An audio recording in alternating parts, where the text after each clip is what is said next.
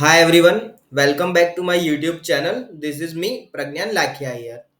आज के इस वीडियो में हम बात करने वाले हैं कि यहाँ से मार्केट नेक्स्ट वीक कहाँ पर मूव कर सकते हैं और अगर आप एक ट्रेडर हैं तो आप मार्केट में नेक्स्ट वीक के लिए किस तरह से ट्रेड कर सकते हैं।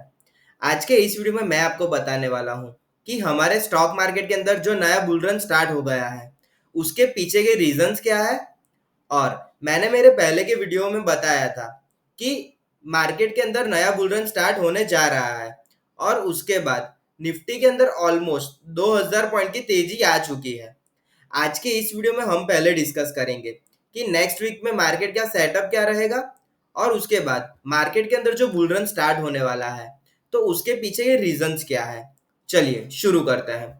अगर हम निफ्टी को वीकली चार्ट पर देखें तो निफ्टी ने अपना क्लोजिंग बहुत ही स्ट्रांगली वीक के हाई पर दिया है और निफ्टी बहुत ही ज्यादा स्ट्रांग दिखाई दे रहा है। अगर हम डेली चार्ट पर निफ्टी को एनालिसिस करें तो डेली चार्ट पर भी निफ्टी ने कंटिन्यू ऊपर की साइड अपना मोमेंटम कंटिन्यू किया है। जब थर्सडे के ट्रेडिंग सेशन में बैंक निफ्टी के अंदर ऑलमोस्ट 600 पॉइंट का सेलिंग आया था, उस दिन भी निफ्टी फ्लैट में क्लोज हुआ था।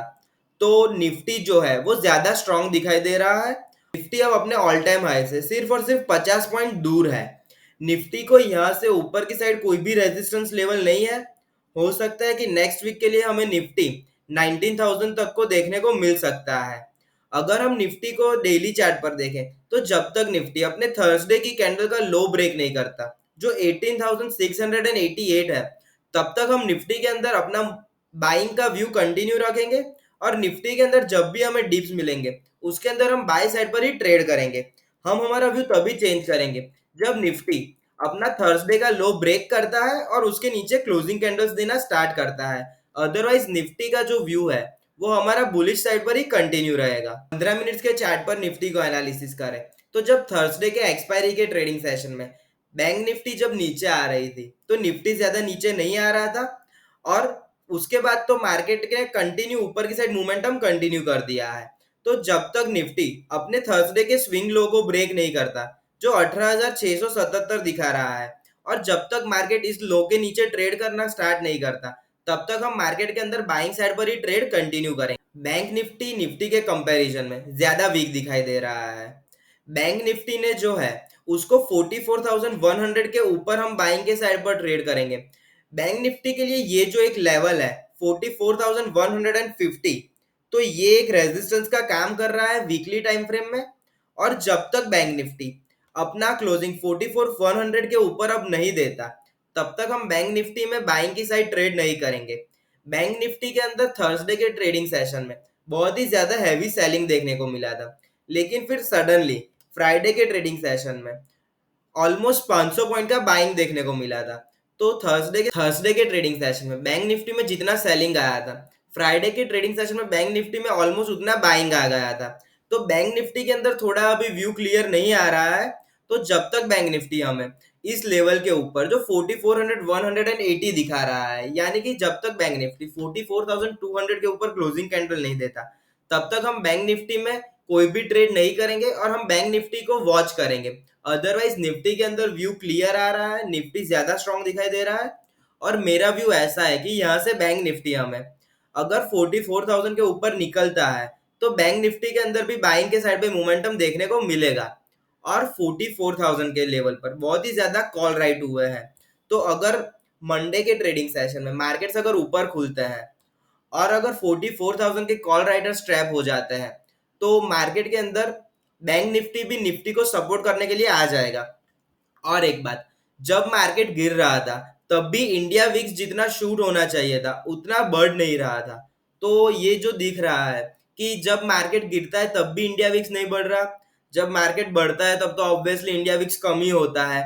तो इसकी वजह से ऐसा लगता है कि अंडर जो करंट है वो बुल्स का बहुत ही स्ट्रांग दिखाई दे रहा है और ओवरऑल मार्केट्स जो है वो बहुत ही पॉजिटिव दिखाई दे रहे हैं। बैंक निफ्टी ने थर्सडे के एक्सपायरी के ट्रेडिंग सेशन में यहाँ पे क्लियर कट ब्रेकडाउन दे दिया था, लेकिन इस ब्रेकडाउन के बाद ये जो फ्राइडे के ट्रेडिंग सेशन में जो ये रिकवरी थी ये एकदम ही अनएक्सपेक्टेड थी और कोई भी इस ट्रेंड को कैप्चर नहीं कर पाया था। तो जब तक अब बैंक निफ्टी 44,180 और 44,200 के ऊपर क्लोजिंग कैंडल नहीं देता तब तक हम बैंक निफ्टी को अवॉइड करेंगे, हम बैंक निफ्टी को सिर्फ वॉच करेंगे। हम यूएस स्टॉक एक्सचेंज के डाउ के चार्ट को देखें तो डाउ के अंदर भी कंटिन्यू बाइंग चल रहा है और सेम वे नास्डैक के अंदर भी कंटिन्यू बाइंग चल रहा है।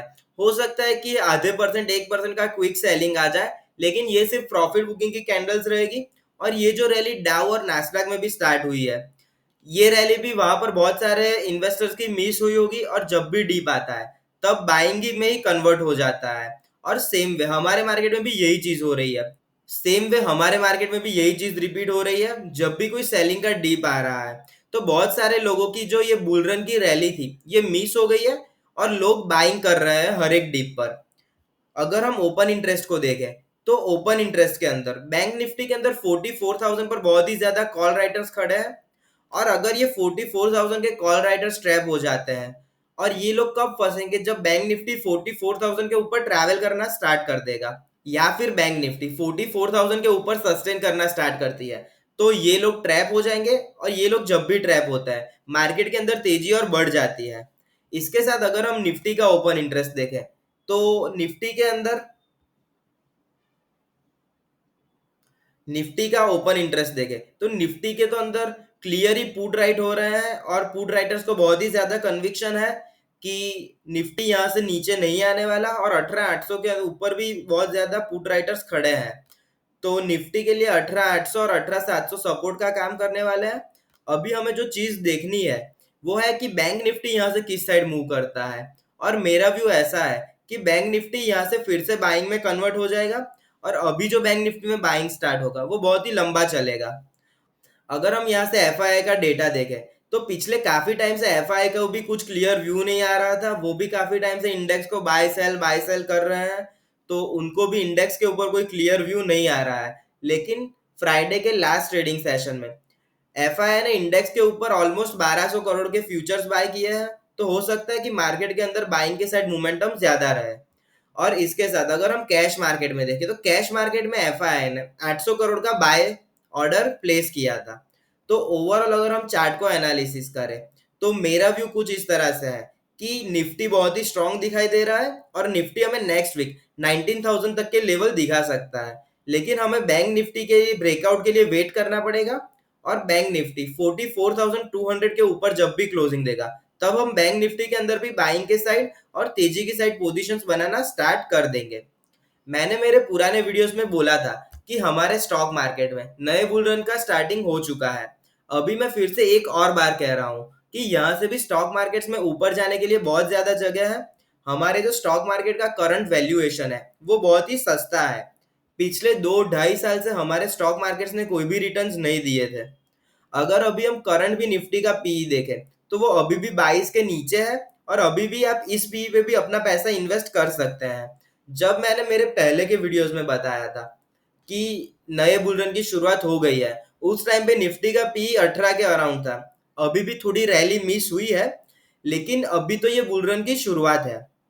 इसके साथ एक रीजन तो ये है कि पिछले 2-2.5 साल से मार्केट्स ने रिटर्न्स नहीं दिए हैं।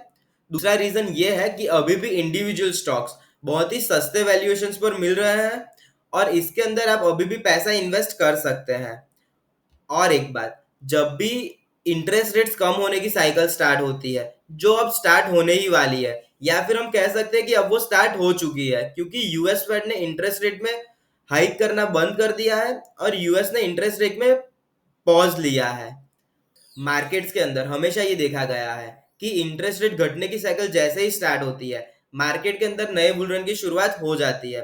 और मार्केट्स के अंदर आज तक जितने भी बुल रन आए उन सभी के अंदर एक ही कॉमन चीज थी, और वो कॉमन चीज ये थी कि ये सारे बुल रन की शुरुआत तभी हुई थी जब इंटरेस्ट रेट कम होना स्टार्ट हुए थे। तो यहाँ से अभी इंटरेस्ट रेट पॉज हुए हैं और अब नेक्स्ट क्वार्टर से इंटरेस्ट रेट में कमी होना स्टार्ट हो जाएगा। तो इसी के साथ हमारे मार्केट में नए बुल रन की शुरुआत हो जाएगी और मार्केट्स ऑलरेडी 6-8 महीने आगे चलते हैं। तो जब भी कोई इकोनॉमी 2.5 ट्रिलियन डॉलर से 5 ट्रिलियन के बीच में जाती है, उसी टाइम वहां के स्टॉक मार्केट के इंडेक्सेस मल्टीपल टाइम्स रिटर्न्स देते हैं। और ये जो हिस्ट्री है वो जापान में रिपीट हुई है, यूएसए में रिपीट हुई है और चाइना में भी रिपीट हुई है। अभी करंटली हमारी इकोनॉमी 2.5 ट्रिलियन से 5 ट्रिलियन की ओर मूव कर रही है। और यही टाइम है कि हमारे इंडेक्स यहाँ से मल्टीपल टाइम्स रिटर्न देंगे। अभी के लिए इतना ही। अगर आपको वीडियो और एनालिसिस अच्छा लगा हो तो वीडियो को लाइक कीजिए और हमारी चैनल को सब्सक्राइब कीजिए, और शुरू हो रहे नए बुल रन में अपना पैसा जरूर से इन्वेस्ट कीजिए। Thank you.